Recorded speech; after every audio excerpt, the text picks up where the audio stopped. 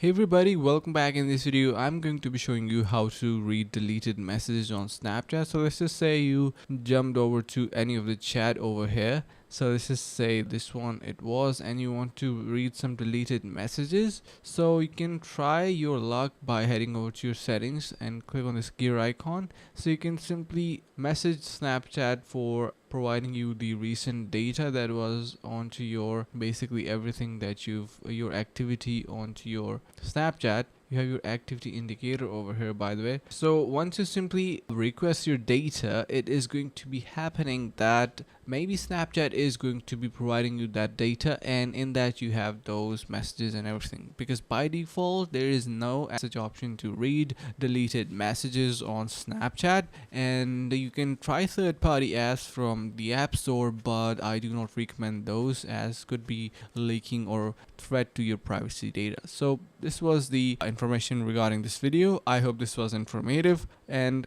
see you around in the next video. And if you have any questions, let us know in the comments below. Take care and see you until next time.